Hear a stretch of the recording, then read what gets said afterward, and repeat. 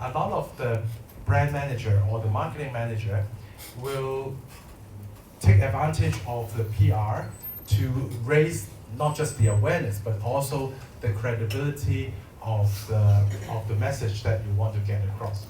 Okay, so it's equally important for you to deploy advertising and PR in all your communication, because advertising is fast and direct, and you buy the media and you control the message. But PR you cannot buy, because normally, especially in Hong Kong, the media has the full control of the editorial rights. So you're not going to influence the editorial content, but you can influence them. And because of that nature, the credibility becomes more important for the PR.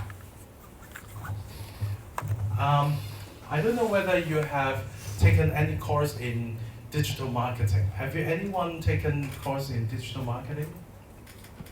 No, right? But I'm sure you know, you have heard of those names like Facebook, Instagram, right? Because I'm sure you guys probably have an account, right? So as a brand manager or as a brand director, you need to balance between how much effort I put in the paid media or the shared media or the owned media or even the earned media. It seems a bit confusing, but I can go through that with you in more detail. For example, if I am a company, I start up my company. The first thing I set up would be a website, right? When you type cathaypacific.com, then you go to the Cathay website. The Cathay website is an owned media. That is, Cathay owned that media. He or she owns that channel to communicate to their customers, right? So the first thing that the brand would use is to use their own media, which is free of charge, right? Because whatever you put on the website, nobody's going to charge you except by the hosting fee of the website, right? So the first thing that people would be doing would be to use their own channel to communicate. Okay, that is the first thing. Second is we talk about advertising, right? Advertising is normally you buy the medium. Say for example, you buy a TV commercial, spots, you buy a print ads, you buy a outdoor billboards, right?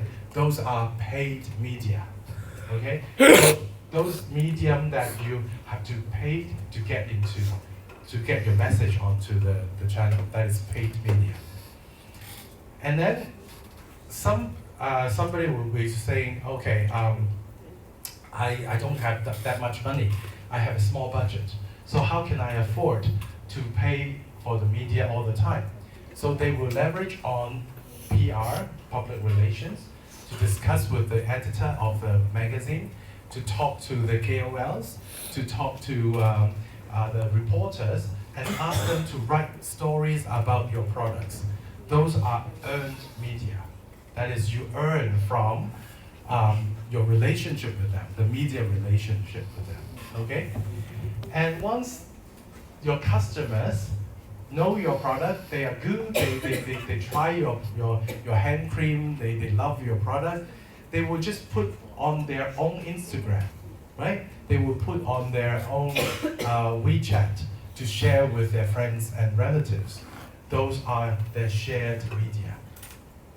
You see the difference, right? So as a brand owner, all four are important, but they are of different degree of control. The highest control is own media, because I have total control, right? And secondly is the paid media, because I paid you the money, I put my message on the media. But of course, it's less the control, because some media is very cautious about the claims or the content that you put on their channel. For example, if you advertise on the MTR or on TVB, if you say, my beer is the best beer in the world, they will probably reject your placement of ads, because you cannot substantiate the claims that this is the best beer. So some media do have very strict control over the content that you are putting onto their channel. So that's why the most control is your own media. Secondly is the paid media.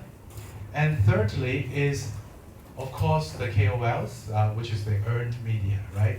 Because you influence the KOL, you let them try, you give them free samples for the KOLs to try. You give the media a media tour. Then you try to influence them on the way they write about your products. So you have certain level of control, but as I said, in Hong Kong especially, the editorial rights is very important, and they do not let you see what they are writing about you. So that means for PR, you will run into a risk that they might say something bad about you. Say for example, if a car launch, Mercedes-Benz, if they launch a car and invite the media to try their car, they might say, oh, that's the best car. But they might say, oh, this car as compared to BMW is less value for money. So they might say things like that, which is against your will.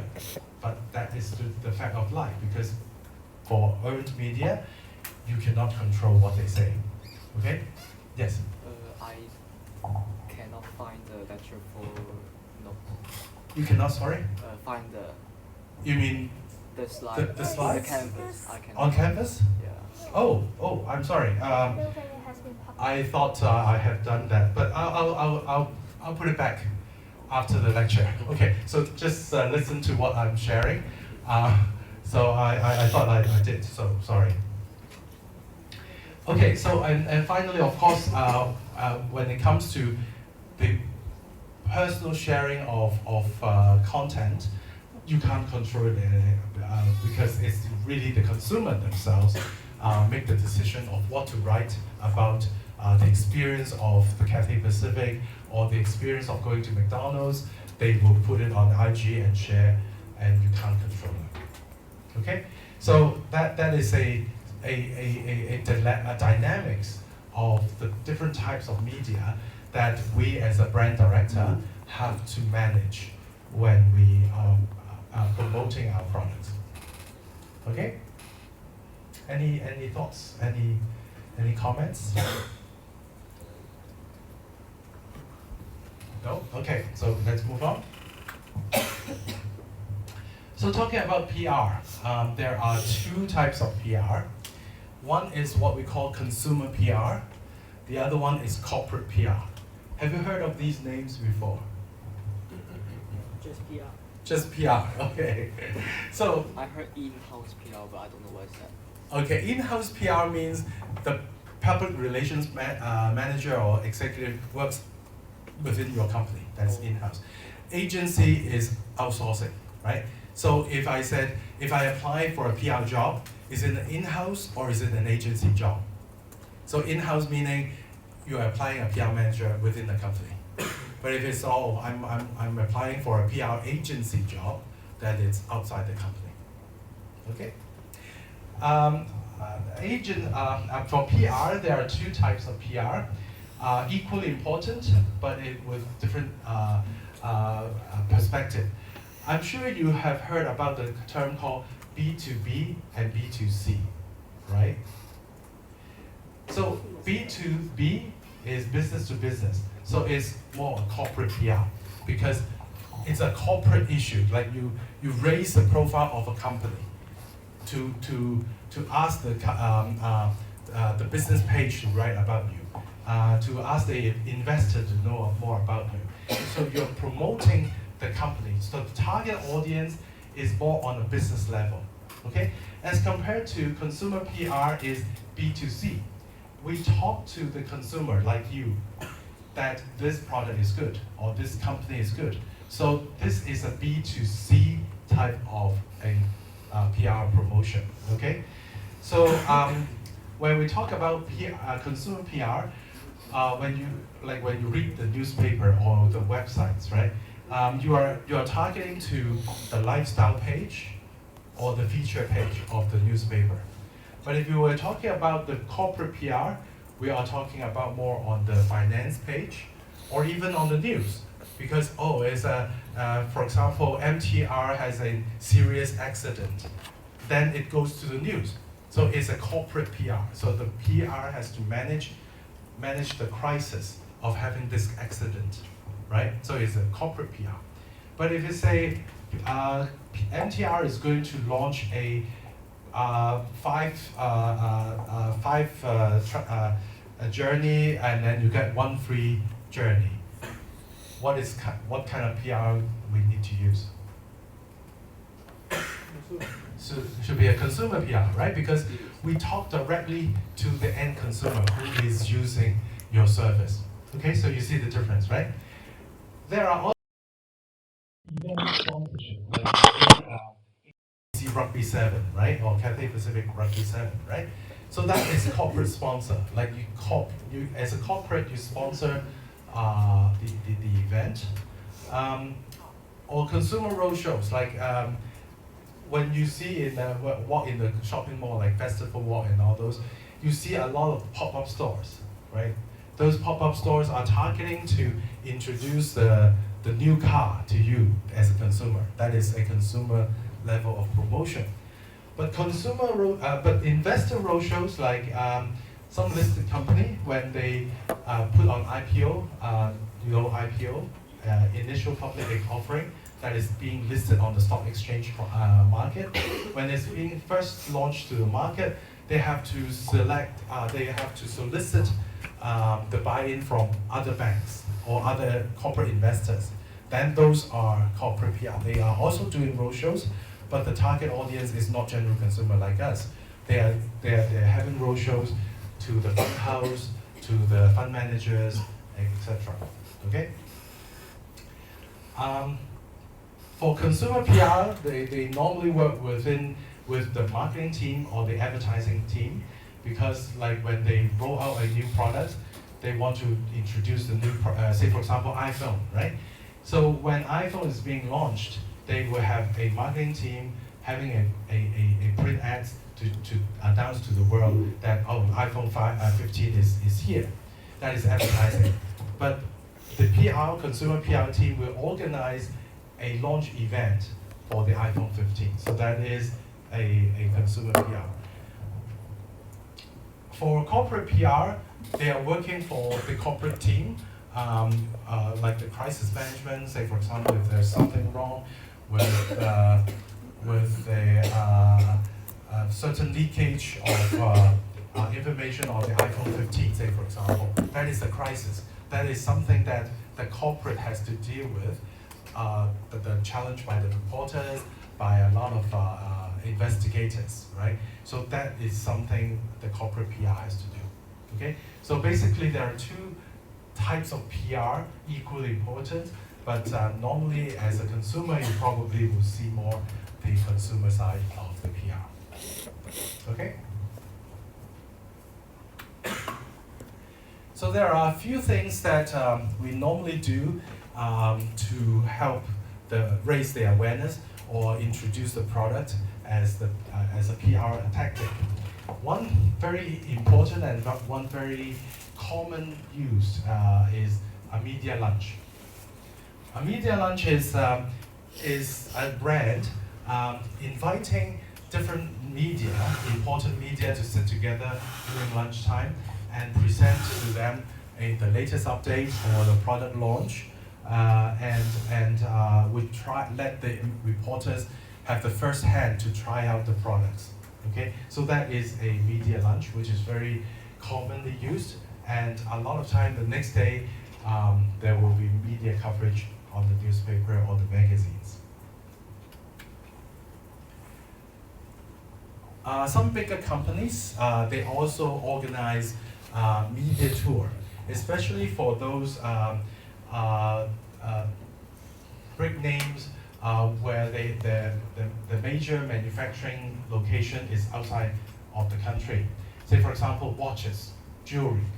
Just like when I was working for TSL, I brought the media to Belgium, where all the major trading of diamonds took place in Belgium.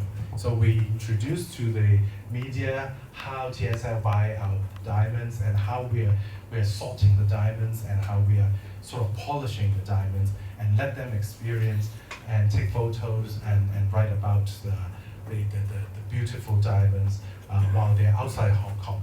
So once we impress the media using these kind of tactics, they will very likely to write more about us after the trip.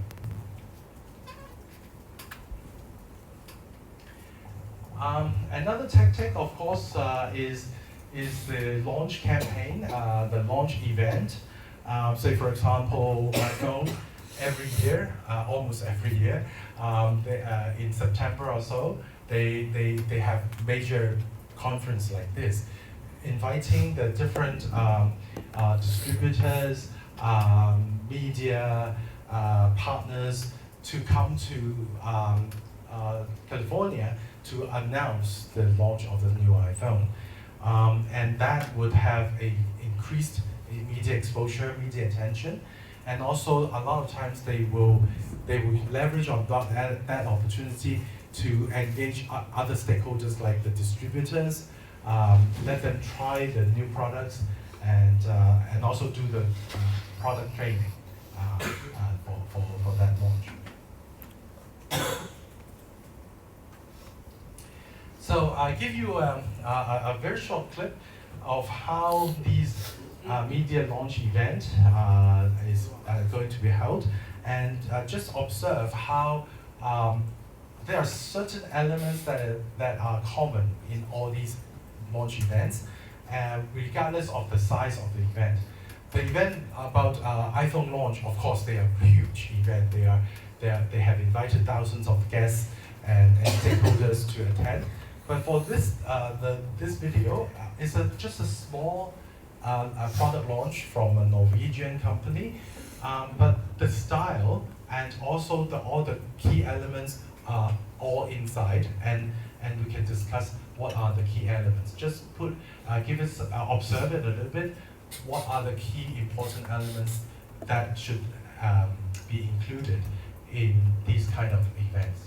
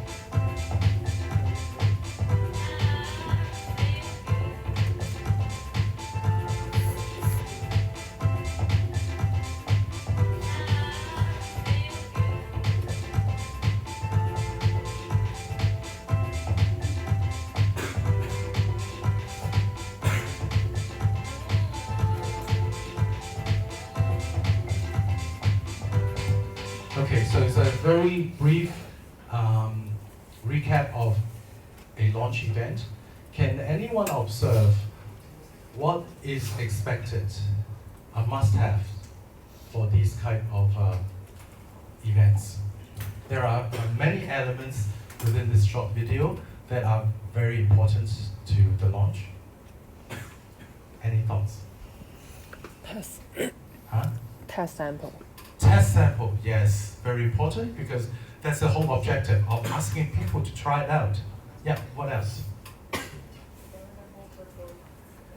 Performance, yes, because like when even though performance, people are coming here not to just look at your performance, but somehow is it a must? Like when people are standing there and they're doing nothing and they're waiting for the product, they need some kind of a sort of a hype to get them into the mood. And a lot of times people use the performance to showcase the product that they are launching. Just like for example, when I was working for TSL, I used the dance to actually showcase the jewelry when they walk out from the stage. So it's part of a product display, product introduction. What else?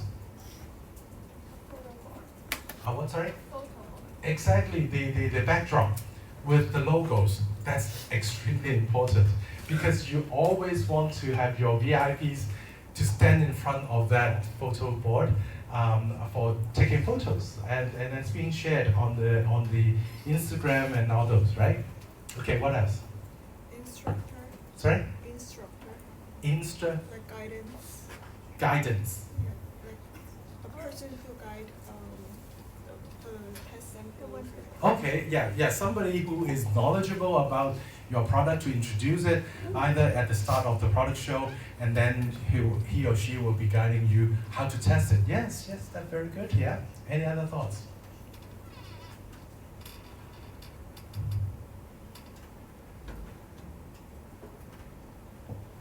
Any other thoughts? Who are they inviting? Who are they inviting? Yes. Influencers. Yeah. Influencers, KOL, media, and very often they're VIPs.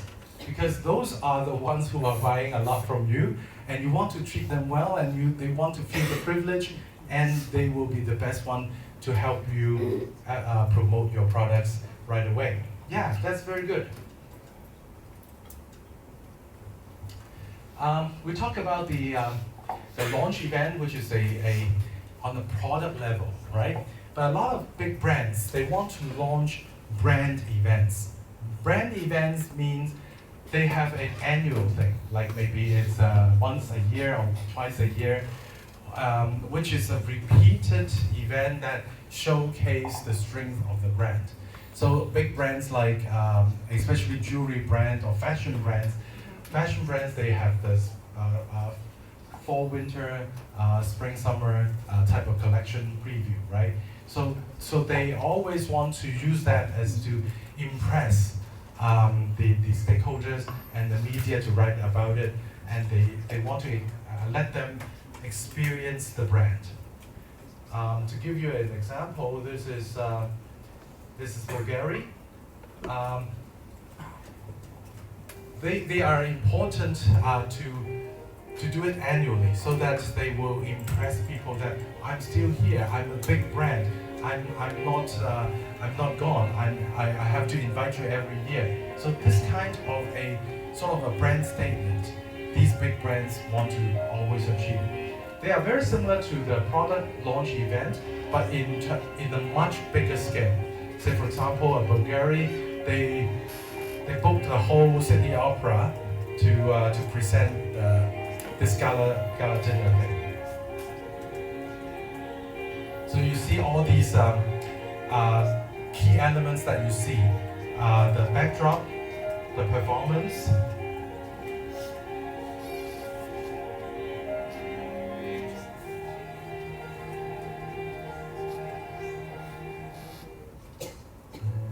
and also the product the exhibition and display.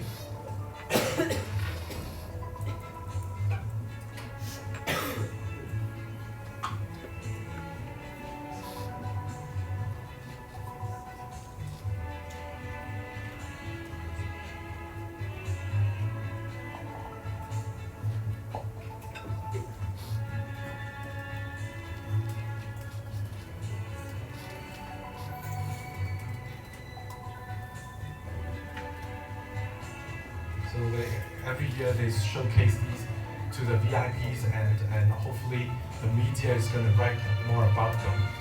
They normally end with a gala dinner, which is the highlight of the night.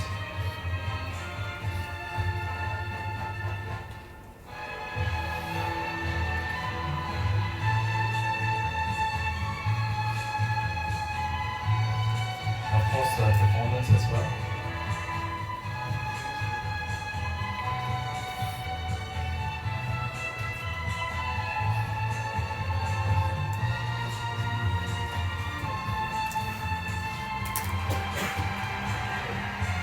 So you basically get what I mean.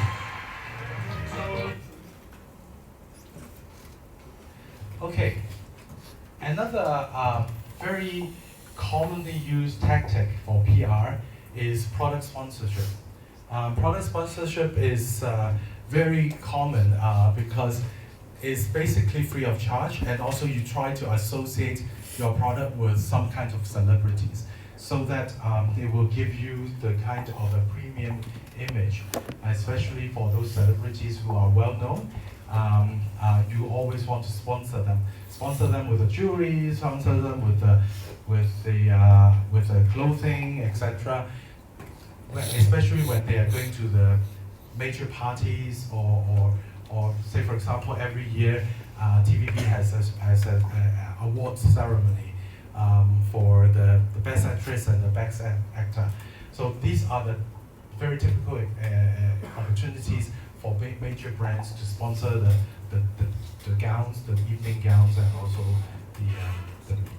the products. So once we sponsor them the product, the media will write more about it, especially if there are celebrities involved in the sponsorship. Another very useful way to do publicity, or help the brands to have free advertising or free publicity, is to use the management. Because a lot of times when the brand, the CEO of the brand or whatever, they will inject certain level of the characters of the person into the brand. So a lot of times big companies would like to their CEOs or the executive directors to take on interviews, to share about themselves, to share about how they run the business, to share about their vision in terms of management, so that these sort of characters will be spilled over to the brand. And these are free publicity, and these will be very good publicity for the brand itself. So besides the CEO themselves, of course, every year they will have corporate announcements, especially big companies, those listed companies. These are more for the corporate PR type because these are not directly directing to the general consumers. Say, for example, a publicly listed company like Changgong, they have interim results announcement or final result announcement. For those shareholders who are interested in the way that you run the company and how profitable this company is, they would look at the events and look at the results and how much they are going to earn. This is one of the examples of a corporate PR running a media event for the corporate announcement. So as you can see, it's very different from the one that I showed you before, right?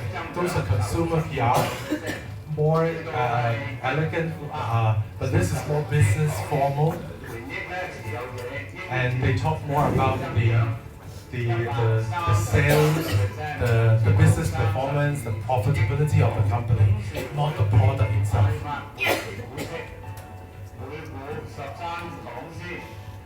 嚴重中期嘅股息咧，咁講先，即係全年派息，每股18個港仙。They also do introduce their products, but in a more formal way. It's in a way to present that, oh, these are the upcoming product that is going to drive you sales. It's very different from the way that is a consumer PR being presented.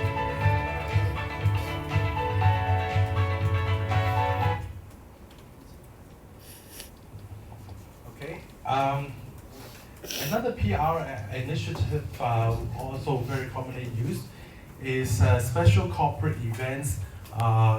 Say for example, if it's being listed in the stock exchange, they will do public relations to raise the profile.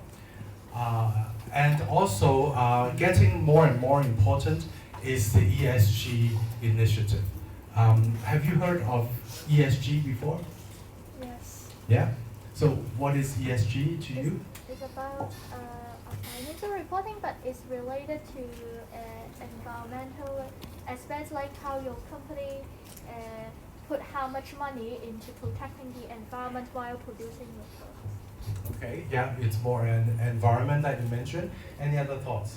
I think it's a principle that demonstrates how well your company perform in corporate social responsibility. Okay, so what is the difference between CSR versus ESG? I think it's three dimensions or three aspects that you provide the framework for the company to consider. Which three aspects? ESG. ESG is three aspects, right? Environmental. Okay. Any other thoughts? What's the difference between CSR and ESG? You know CSR, right? Corporate social responsibilities. Have you heard of it? No? Okay, corporate social responsibility is a company who wants, as a corporate citizen, because they operate within Hong Kong, say for example, as a Hong Kong citizen, how as a company contribute back to the society. That is CSR, right? So CSR can mean doing volunteer work, doing environmental protection, contributing back to the society. That is CSR, okay? But recently, more people talk about ESG. ESG is is a short form of environmental, social, and governance. Okay, so it actually embraces CSR. Okay, CSR is part of ESG. So ESG environmental is a lot of times people focus, and it's easier for us to explain or people to understand. Is ESG has a lot of environmental protection elements to it. But environmental protection is not the only thing about ESG. Okay? Environmental is just one of the key focus. Environmental is important because it's ESG, okay? But equally important is social. Social is social impact, whether they have they are doing good for the society, whether they are helping the needy children around the world, whether they are giving enough iPads for the needy to go for Zoom learning. These are the social activities that the company can do to help contribute back to the society. Okay? And what is G? Governance. Can anyone tell me more about governance? The company management. Governance is getting more and more important because a lot of times when people talk about, oh, this is a good company because they have been doing a lot of CSR work, they have been very concerned about environmental protection, they have been doing a lot of volunteer work. Of course, those are good things. But if their governance, that is the management structure, is not good, if their CEO is not performing right, if they do not comply with the local regulations, if they are having unclear roles and responsibilities within the company, they are not considered a good company. Although this company may be doing a lot of good things about E and S. So ESG, all three are equally important, especially the G, because the G is important in the sense that it is a compliance requirement for a Hong Kong public company.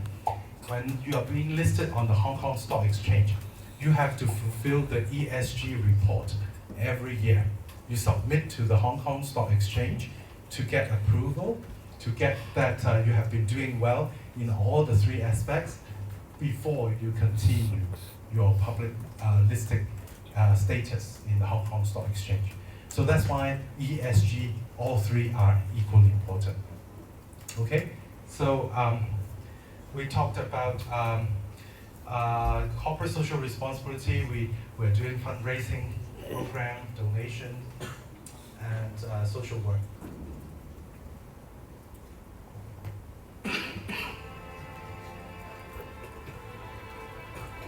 So this is one of the example from Body Shop.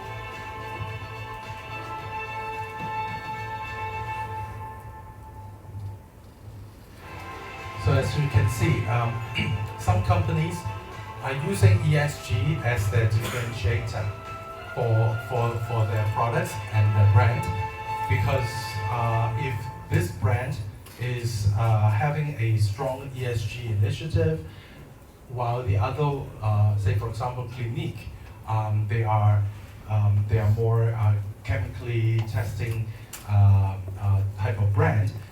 For those people who are appealed to this kind of environmental protection consumer, they will probably buy into that logic, and they will buy that, have a higher preference on that brand.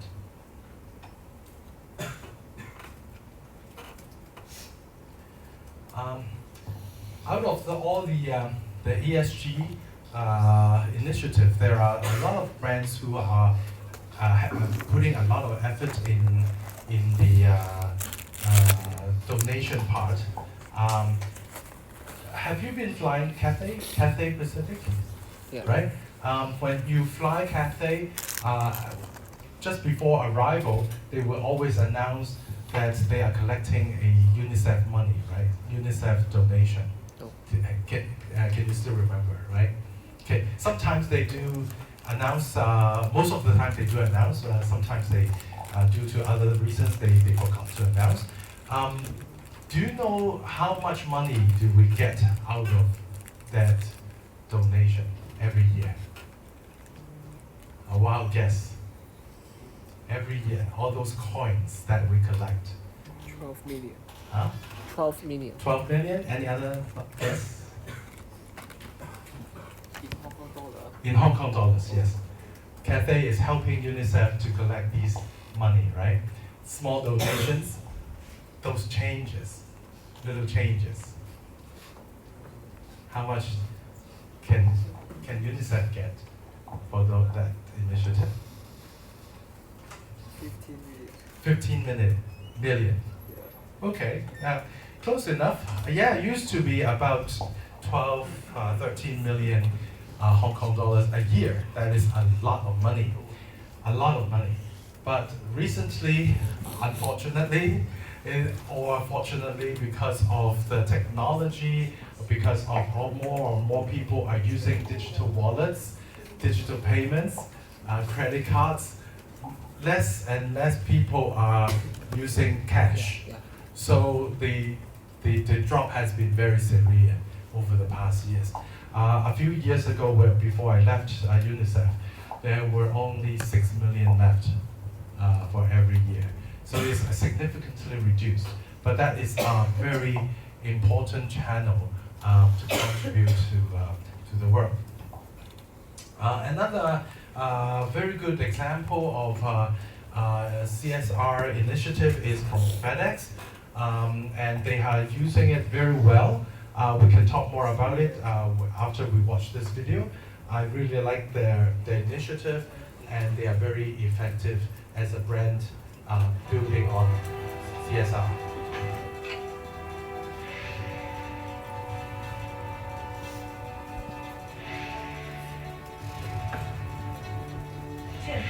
FedEx workers were volunteering this week as part of FedEx Cares.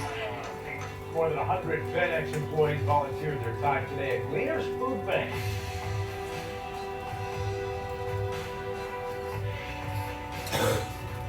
It's been critical that we be engaged in the communities where we live and work and play.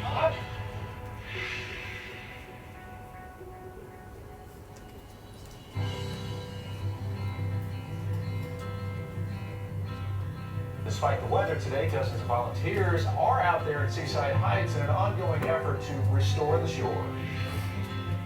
Hey, I'm Benny Hanlon, and today, myself and FedEx are going to make a special delivery to some Hurricane Sandy victims. Hopefully we can make a difference in their lives today.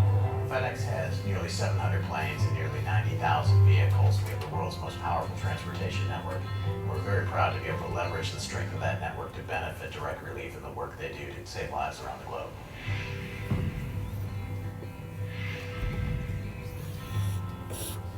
At FedEx, innovation and technology are part of our DNA. It's what we were founded on. The NGO aid map was supported by FedEx as an important step forward for direct relief and a lot of other NGOs. When a disaster strikes, we'll already know the organizations that are in place and have infrastructure readily available to provide relief supplies where they're needed.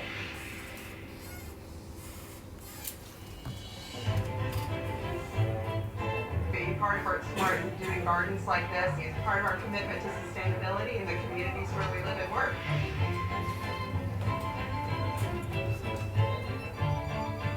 FedEx connects the world. That's what we do each and every day. And sustainability is about doing it responsibly and resourcefully.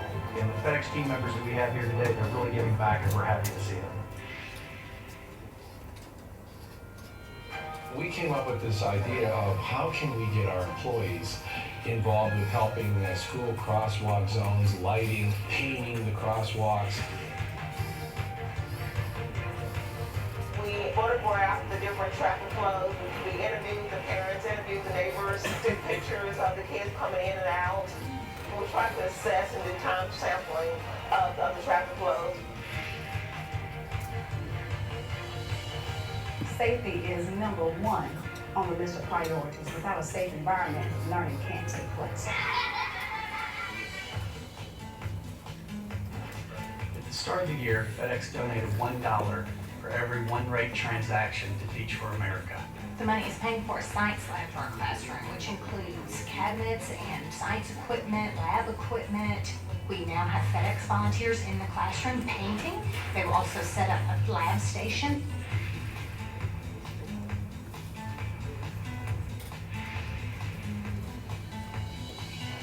Changes will make it feel more like science instead of a class that you just learn about science.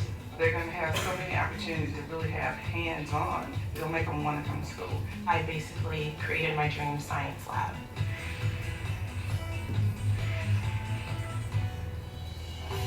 FedEx and Orbis are a great fit. What we do is we restore the gift of sight through the training and the teaching we do of healthcare professionals in developing countries. We wouldn't be where we are today without FedEx. FedEx is very proud to support Orbis's global mission and help in saving sight worldwide.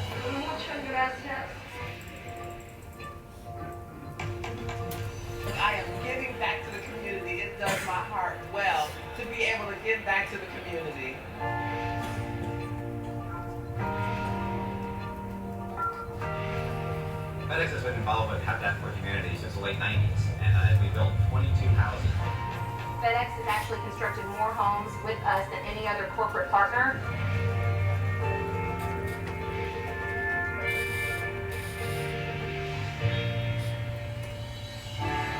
Today, FedEx will launch its 10th annual FedEx Cares Week.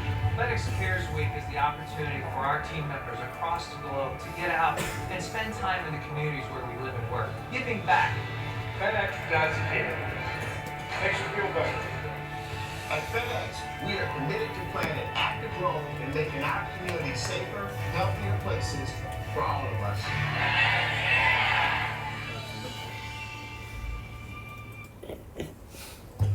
Okay, so we've watched this video. Can you tell me anything about this? What's the good thing about this FedEx initiative? Do you see any good things about this FedEx CSR program? Yes? What?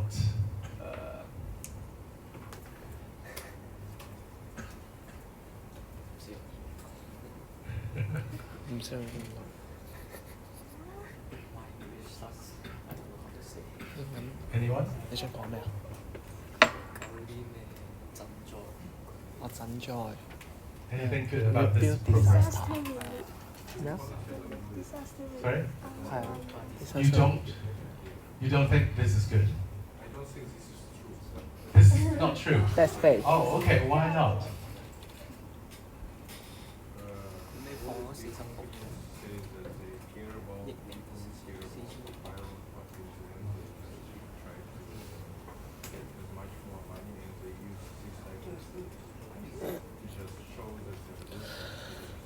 Okay, so you don't believe in their claims that they have done this? Okay, okay. Interesting thought. Okay, good. Any other thoughts? Yes. I'm just wondering because they lead their workers to work together, and I believe that that is no paid. So the worker is like their free time, Yeah, but volunteer. how to ensure that the worker are volunteer instead of being forced by their supervisor to work together? Okay, good. How to ensure they are volunteering rather than is expectation from Yeah, the maybe supervisor? because a team and one of them are not going, and they will be kind of like bullied by the others. Okay. Well, I think it's really the culture of the company. I've been working with different big companies, and they are actually advocating these kind of volunteering type of work on the part-time basis. You will be amazed that a lot of people actually volunteer themselves for various reasons. Some might be, as you said, they are sort of kind of pressured because they're not being seen as supportive to the company's initiative. Some companies actually incentivize them by giving holidays, volunteering holidays. Some are giving some merits in their appraisals. So instead of forcing them, I rarely see people bullying them for not performing volunteering work. I think it's more like an incentivizing the employees to do so. Yeah. Any other thoughts? Yes. I think there are a lot of imagination that you can have behind the scenes, whether the workers are really working that hard, they're really like moving those boxes with all the strength they have. But then from the impression of this video, I think they're not just keeping all the profits they made, they are willing to contribute part of it to the society. If they see the needs of somebody in the world and they want to help, at least from this video they are trying to produce this kind of image, but then we can also have all those kind of imagination and doubts. But I think a more persuasive way to make these kind of videos is to find participants or actual beneficiaries to speak about how they actually benefited from FedEx. Okay. Yeah. You mean to raise the credibility. Yeah. In fact, they have interviewed a couple of I think that's the fine. school, the students and the director of communication or something from the school. Yeah, yeah. I totally agree with you guys that these are, of course, these are corporate videos. These are publicity videos. As I said, publicity, of course, is to say that they are doing good. Whether you want to believe in or not is another matter. Of course, they are inviting the media to go to cover their stories, and that's why you are seeing I think it's CBC News or something to report about this. So they try to use PR to increase the level of confidence of the way that they are doing. Yeah. Any other thoughts or observation from the video?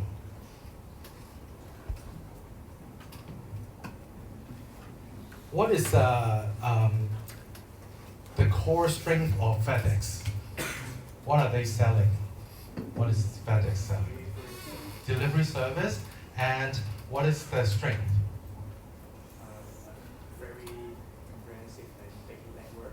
Exactly. So when you're watching the video, can you see that they are leveraging on the strength of the company, which is the fleet, to do the CSR project, which is a very clever way to do so. Because a lot of companies, they are just giving away money. Like, as I said, they are giving donation to the poor, they are giving donation to the disasters. They are giving out money. But what FedEx are doing, not just by giving out money, but they are leveraging on their existing corporate strength, which reinforce their brand. Because they are trying to give the impression that their network is so big, they can support any disaster relief around the globe, which is the proposition of their brand. And also, did you notice about Orbis? Orbis, you know, the flying eye doctor. So do you know the Orbis has a flight, has an aeroplane, and that aeroplane was actually donated by FedEx. So that is a FedEx flight, the flight that Orbis is flying to different parts of the world to heal the needy persons. Okay, so that's basically FedEx.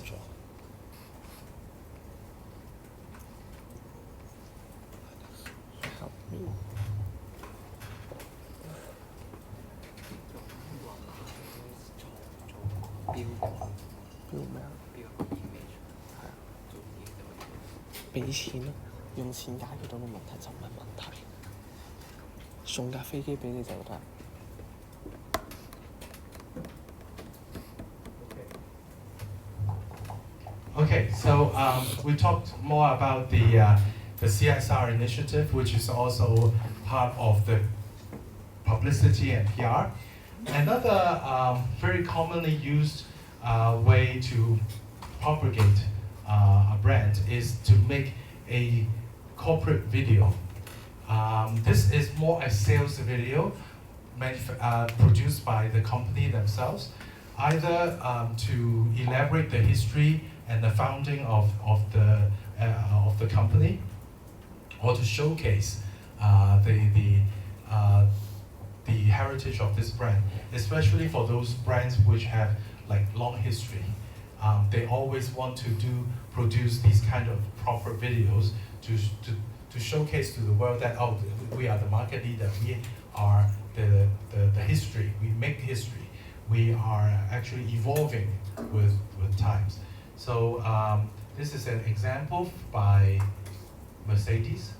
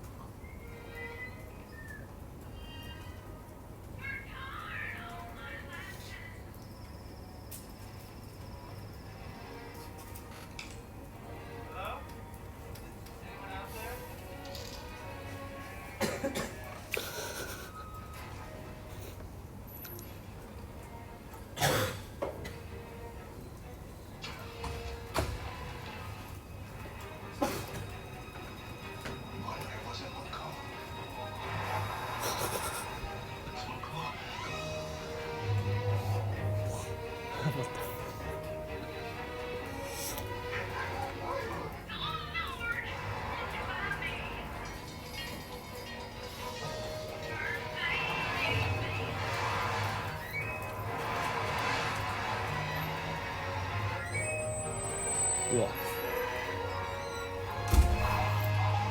125 years in the making. Introducing the new line of Mercedes-Benz. Welcome to the family. Has anyone seen my silver Mercedes? Anyone? Okay, so this is a corporate video. In fact, a lot of times when I mentioned to you that the CEO actually represents the brand. So Mercedes actually and BMW are rivals, right? And they always play around with the rivalry of the CEOs. And at one time, the CEO of Mercedes retired, and BMW actually released this video, which is very funny, to celebrate the last day of Mercedes CEO retirement.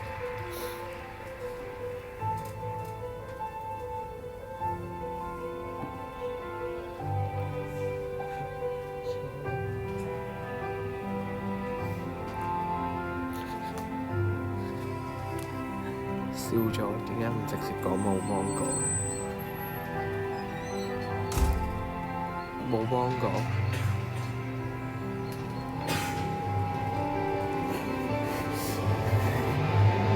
我想講呢，原來佢喺我對面上堂。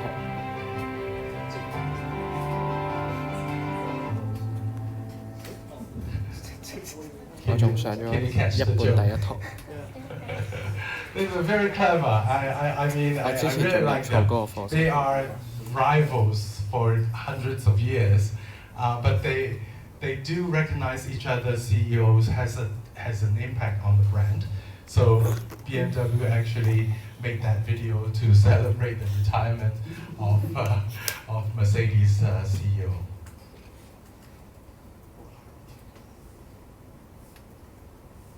So when BMW celebrate their 100-year anniversary,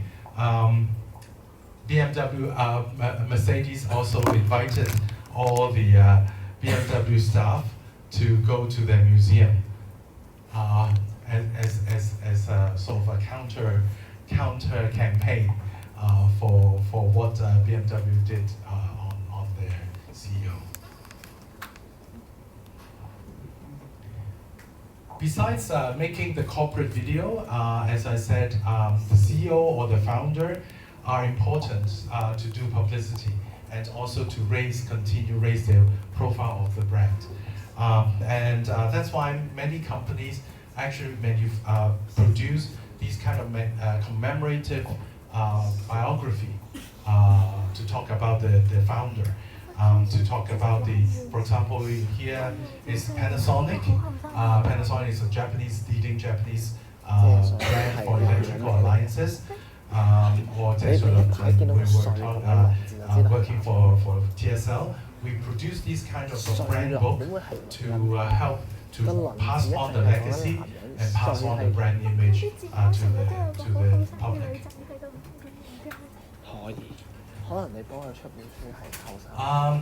And also, a lot of times we use major anniversary dates to sort of raise the brand awareness. Because like if you keep on rolling a brand campaign every year, it's not doing any good to the brand because people are getting tired of seeing your advertising, or they just think that, oh, there's nothing special about your brand. But if you leverage on the opportunity of anniversary celebration, that's come when people notice about you and you launch major changes to your brand in terms of logo, in terms of your product offering, in terms of the communication from the brand perspective. So a lot of PR activities will revolve around the anniversary time, especially those important days like 50th anniversary, 100-year anniversary. That's that kind of thing. Just like when Singapore Airlines celebrated 50 years celebration of Singapore. they repainted the A300.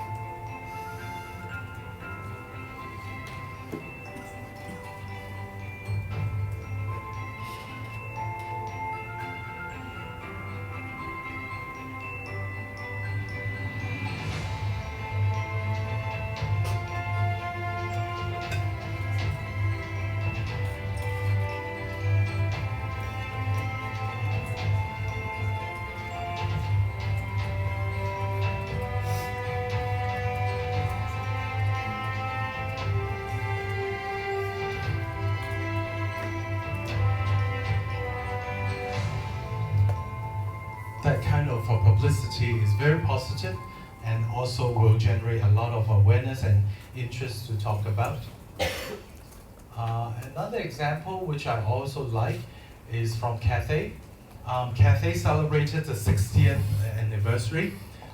They actually did, what they did is very different from Singapore. Singapore Airlines, like they repainted the whole airlines overhaul, but Cathay actually did the other way around. They focused more on the person, the people, the stewardess, the cabin crew who have been serving you. So they have put up a fashion show of the cabin crew wearing the different suits over time, over the 60 years in the past of Cathay Pacific. I had the chance to watch this show when it was first launched in the Sha-Tin Jockey Club. So I give you a preview of the show. It will tell our clients, our passengers, our guests, everything, the Cathay Pacific history, way from 1946 to current. It is very unique. I don't think there are too many other carriers that put this much of time and thought into really what is our frontline employee. When people see it, they think that we've hired models to portray the different uniforms throughout the years. And these are our actual flight attendants that you will see serving on board our aircraft.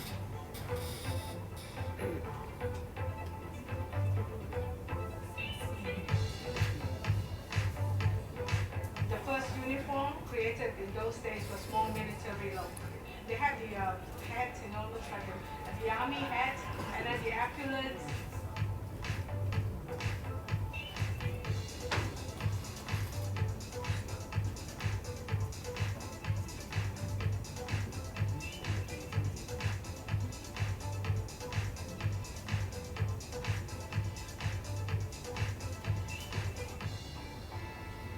And then we come in the early 60s, then all of a sudden from blue into red.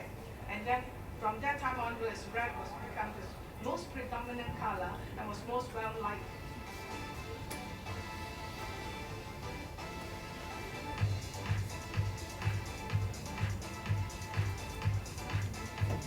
In late 60s, with the Beatles time, then the miniskirt comes on. Remember Twiggy? She wore miniskirt. So we also have miniskirt, during that era.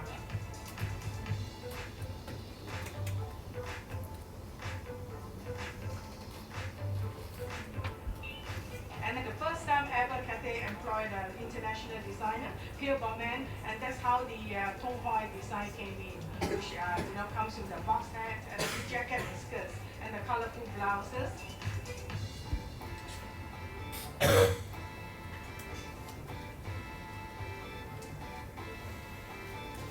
In the 80s, when we first fly to London, passengers was greeted by our cabin crew in Cheongsam.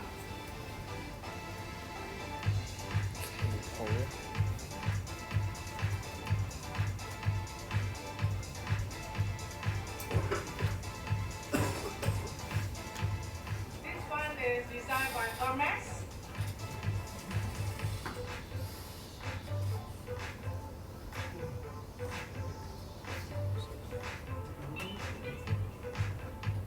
and then another generation followed by Nina Ricci.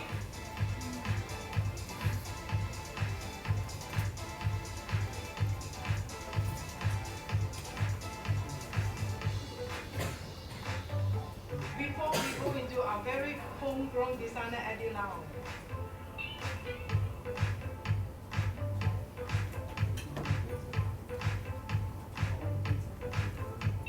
And then we invited him to design again this uniform, which was launched in July.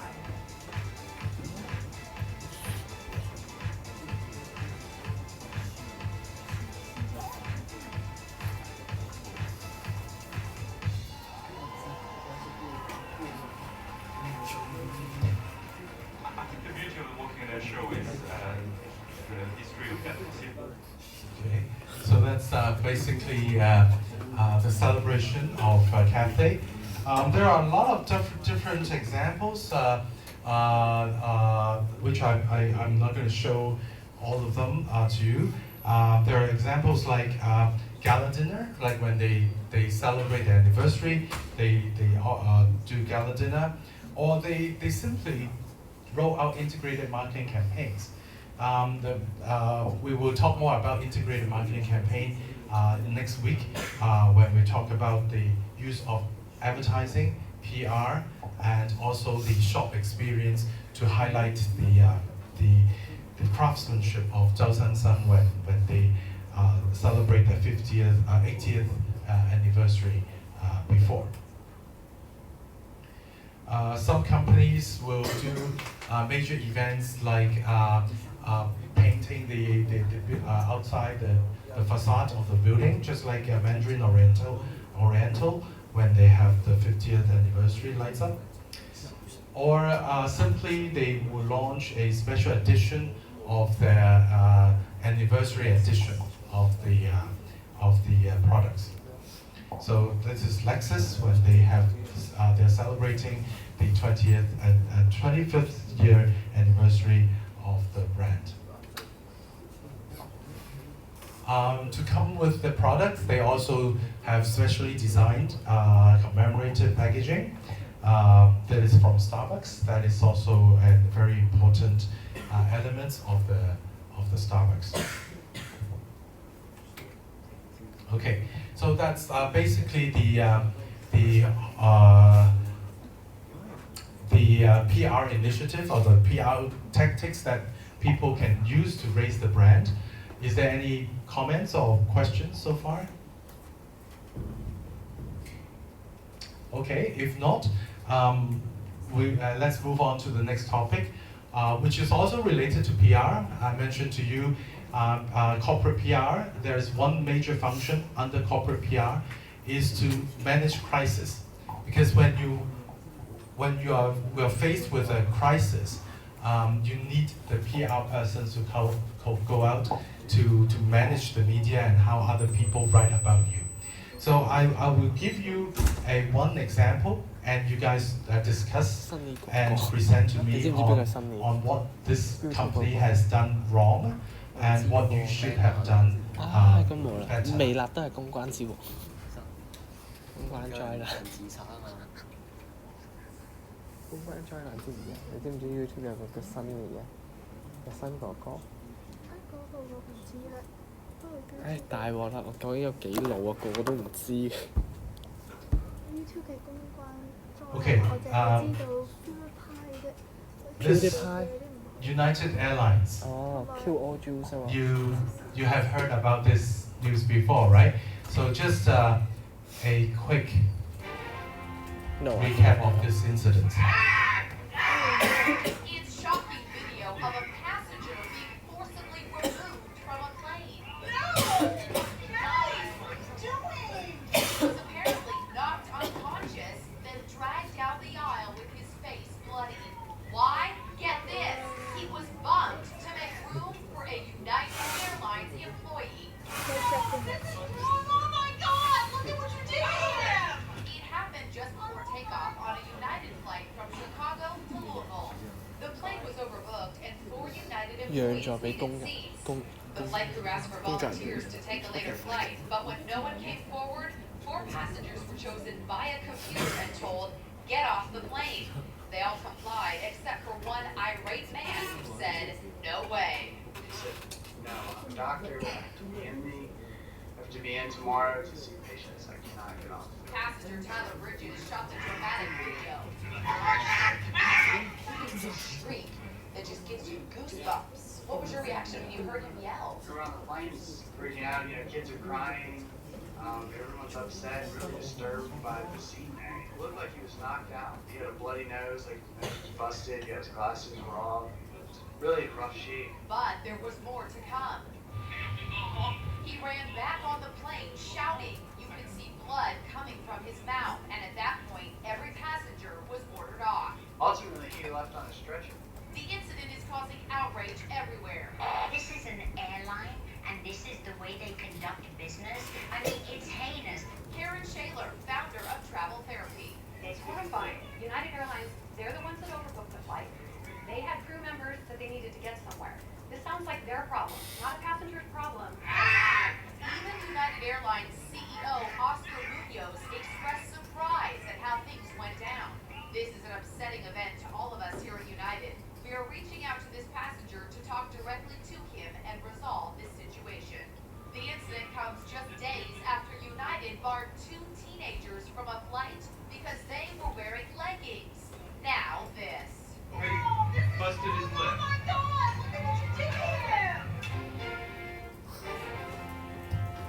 You can still remember this incident, right? No, I don't know this incident. You don't know? You have never heard of it? Never.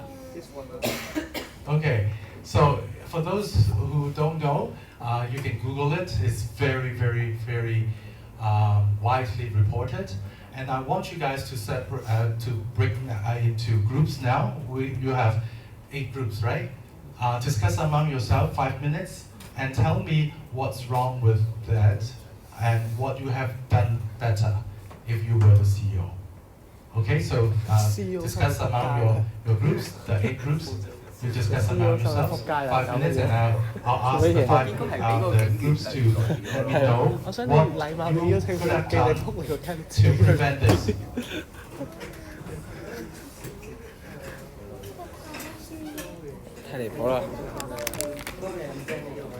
So, what have been done by United, and what were the response from the public? If you were the CEO, what you could have done to prevent this?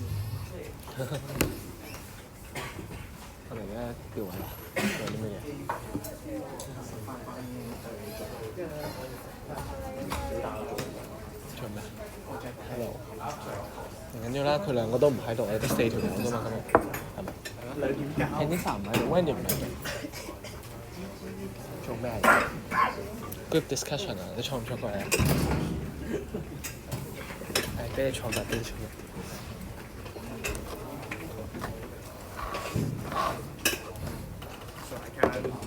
我哋有啲咩 discuss 下睇先。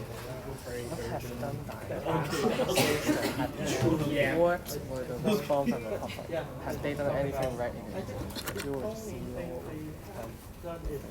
The CEO 真係心諗仆街啦！咁樣俾個警察咁嘅人，個警察俾人革職嘅係咪？佢係俾人停咗職嘅，係。停咗職之後係咪又去第二間警局復職？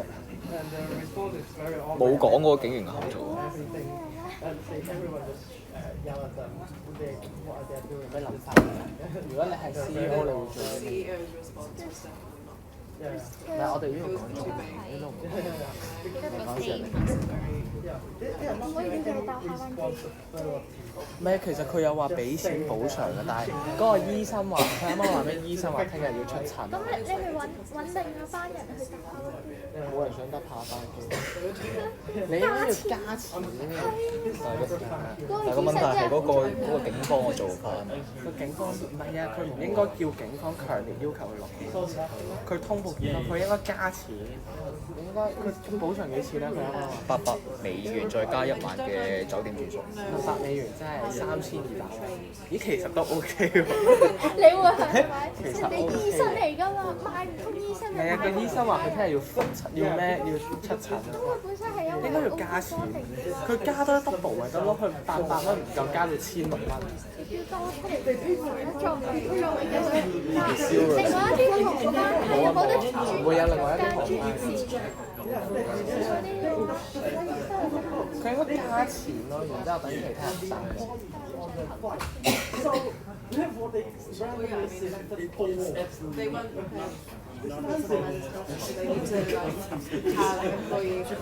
佢應該加錢咯，係咪？有咩諗法？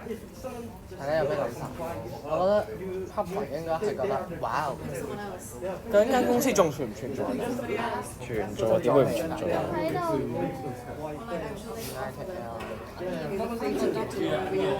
打出嚟。應該要一陣。個 CEO 做咗嘢係佢係噏兩句就完咗啦。CEO 就做咗咁樣嘅嘢。CEO 做咗啲咩？即係佢會整咗一個 declaim 嗰個道歉聲明嗰度。佢一定係話自己冇超授技佢呢個，全世界都知你一定係超授技佢。你應該要即係講下發生。你睇下佢鬧嗰個乘客幼稚。其實個 CEO 應該俾人鬧埋嘅喎，呢個佢咁樣講法好咧有問題。佢嗰陣時嘅講法係咩？空警使用暴力去挾持乘客，並會打暈 pause， 呢啲係一個好專業嘅行為。係咯，死撐咯呢啲。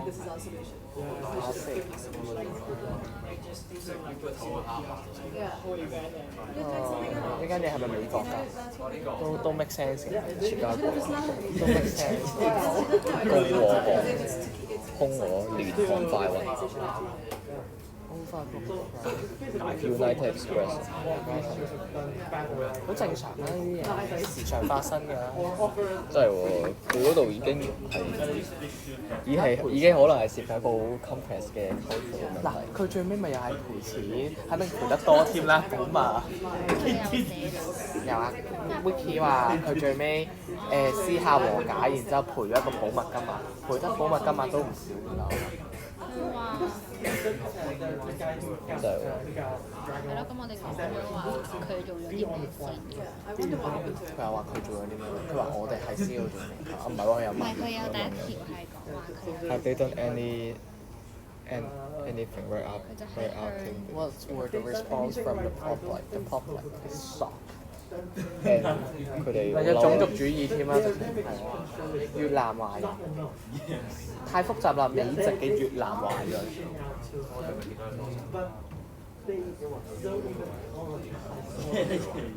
哦，然之後爭議事件發生唔到1個月，然之後兩個着 legging 嘅少女登機嘅時候咧，又係俾 United Express 踢落機啊嘛，俾着 legging 真辛苦咁樣。令人困擾喎，有10萬人入聯署請願白宮嗰啲 online 嗰啲。咁佢哋做咗啲咩？佢冇一樣嘢係啱。佢由買機票嗰一刻開始錯。你架機明明坐得100人，你買150張機票。佢超瘦咗係咪？超瘦啦！呢個其實係一個好普通係間航空公司都會超瘦。因為一定會有人撈數，所以佢哋一定會賣嗰啲飛係多過嗰個。我到而家都唔係好理解點解一定有人撈數啊！會撈數即係可能如果超咗機，佢會俾你搭下一班㗎嘛。係啊，suppose應該係有得下一班。即係仲會賠錢俾你㗎嘛？但係唔知點解而家會變成咁啦。佢都有賠錢啊，賠400蚊。有個醫生話原諒咗佢哋㗎。唔係啊，收咗保密，收咗錢啊。但係已經搞大咗啊！搞咩大咗啫？佢俾人打之後就收咗錢。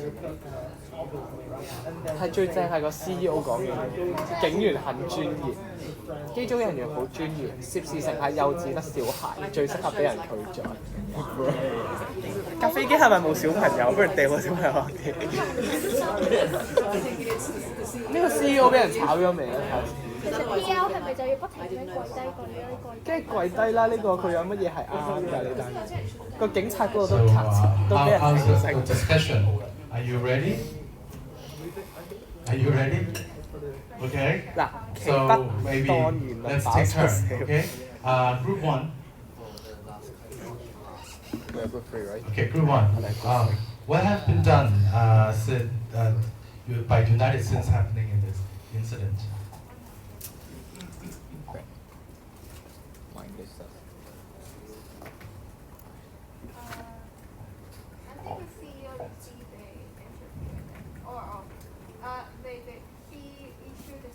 佢仲要支持。我要英文講。哦唔係喎，呢個係重點，係另一間 CEO 話佢哋好。Okay, re-accommodating the customer. So they issue a statement. Okay. 另一間美國航空嘅 Refuse to blame his employee. 係另一間。呢個 CEO 純粹係話支持涉事人，然之後另一個 CEO 話佢。Okay, yeah, good observation. Yeah. What else? Group 2. Where's Group 2? Where's Group 2? Yes. What have United done since they are? 其實啲 public 會收咯，係咯，佢咁樣話。 Sorry? Apologize.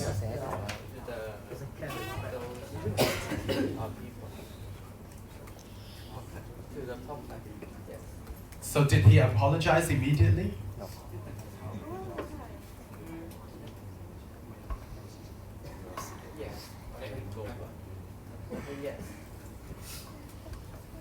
Not really. He actually said he's going to investigate, but after that he said he has to reaccommodate the passenger, so without apologizing at the first incident. Okay, so and because they have not responded, they have not apologized. What were the public's response? Group 3? Group 3? Where's Group 3? Yes. What were the public response? The people are mad about their action after the incident.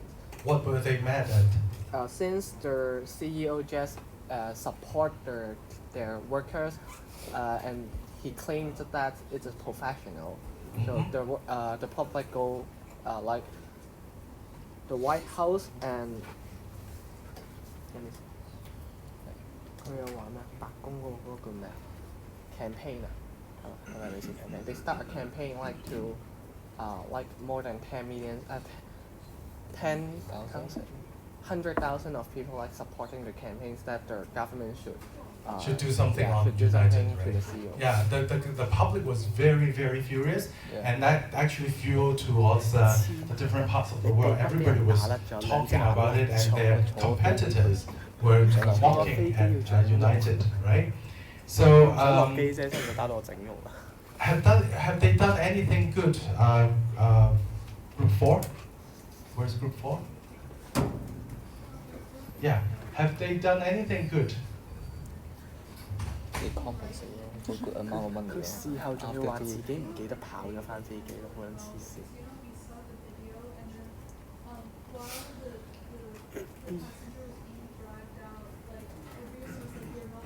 究竟發生咗啲咩事？應該要睇英文嘅篇嘅，睇中文好似冇咁。睇英文應該多好多。因為中文只係翻譯一個 brief。中文啲人寫好多，similar incidents, cultural impact。cultural impact 咁樣，頭先啦。嗱唔係嘅，個警察停咗職就翻嚟做嘢，又翻嚟做嘢。係啊，美國好興嘅，即係你喺一區犯咗法咧，就搬去第二間警局做獨立㗎嘛，定警局。不過我都做。Okay, so you don't think they have done anything right? So basically everything is wrong. Police officer 係好 unprofessional 嘅。美國 police officer 係冇學歷做㗎嘛。係啊。最好就係咩咧？佢哋每間警局獨立㗎啦，然之後你喺呢度犯咗法，你可以搬去第二間做。喺度俾人停職啫，你去見另一間。我喺嗰度做過。Yeah, of course, yes. Yeah. Yeah, you're right that they have done basically everything's wrong. There's actually one thing that the CEO has done right, is he came out at the first incident that he said he's going to investigate instead of just say no at the start for the first incident. I'm not saying that he's done a brilliant job, but at least he has a holding statement, which I'm going to talk more about it next week. If you are a CEO, if you face a crisis, don't just jump into the conclusion. Make sure you have a holding statement and say, okay, thank you for the feedback, I'm going to look into it. That is a holding statement. So that is something that he has done right, but all the rest probably is garbage. But in fact, he has been doing good in a way that he has been supportive to the staff, and that's why he's been writing a memo to the staff.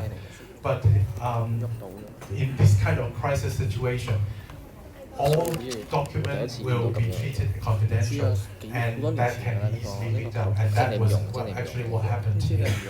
The internal document was leaked out, and that caused even further debate of the wording that the CEO used. So that was also something that he said badly. The last question is, if you were the CEO, what would you have done differently? It's team 4, right? How about team 5? Yes. What would you have done differently? Maybe similar to the CEO, I will come out at once to give a statement, said that I will investigate this. But however, I will in the statement I will also apologize to all the inconvenient caused. Okay, you will apologize when? When would you apologize? Come out at once to apologize and said that I will investigate about the this incident. You think that is the right way to do? Yes. Okay, how about group 6? What would you have done differently? Having transparency investigation and also Okay. Transparency is important. Prompt action is important. But before we do that, we should not just come out and say apology on the first incident, because you never know whether the incident was caused by yourself or by your staff or by the passenger. So before you have finished your investigation, the holding statement is fine. Once you've done the investigation, then you apologize.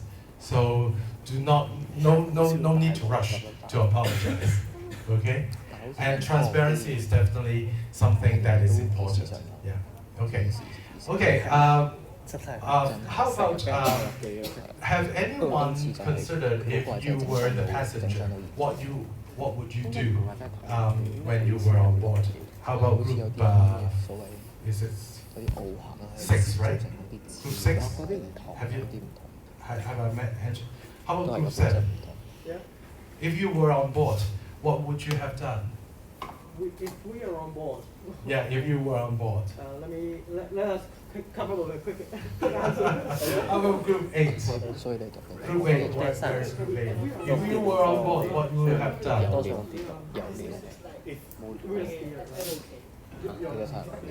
Bargain. In fact, they did. They actually did bargain, and unfortunately, nobody responded. There were somebody who responded, but they only left with one quota left, so that's why they dragged one of them. They did bargain. Yeah.